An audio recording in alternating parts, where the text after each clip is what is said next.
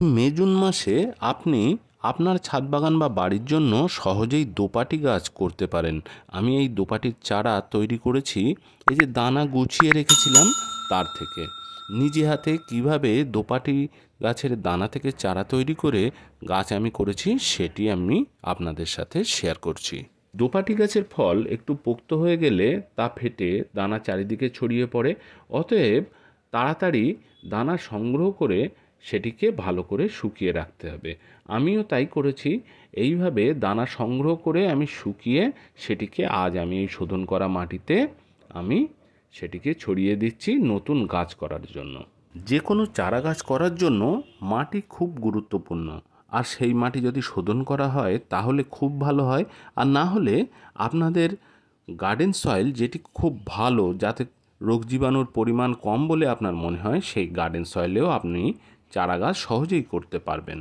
যাই হোক, এইভাবে আমি দোপাটি গাছের দানা পুরো ট্রেতে ভালো করে ছড়িয়ে নিলাম। নেওয়ার পরে এবার আমি ওপর থেকে জল আমি দিয়ে দেব এবং এই ট্রেকে আমি পুরোপুরি সানলাইটে রাখবো না, যেখানে অল্প রৌদ্র অল্প ছায়া তেমন জায়গাতে রেখে আমি দেব। চারা বার হওয়ার পরে অল্প অল্প করে জল দিয়ে সেটিকে বড় করে নিতে হবে। অতিরিক্ত জল একেবারেই দেয়া যাবে না। যখন চারা গাছের গোড়ার মাটি শুকিয়ে আসছে তখনই তাও পরিমিত জল দিতে হবে। দেখেছেন কি সুন্দর দোপাটি গাছের চারা বার হয়েছে। এই সময় কোনো সার বা কোনো ফার্টিলাইজার দেওয়ারও কোনো প্রয়োজন নেই। একমাত্র আপনি সিউইড এক্সট্রাক্ট বা জৈব কোনো ফার্টিলাইজার যদি থাকে সেটি দিতে পারেন। এইভাবে আপনার ছাদের বাগানে সহজেই দোপাটি গাছ এই গরমে করতে পারেন।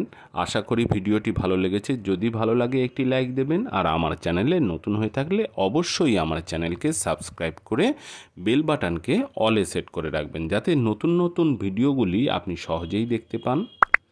আজ তাহলে এই পর্যন্তই বন্ধুরা, দেখা হচ্ছে অন্য একটি ভিডিওতে। টাটা।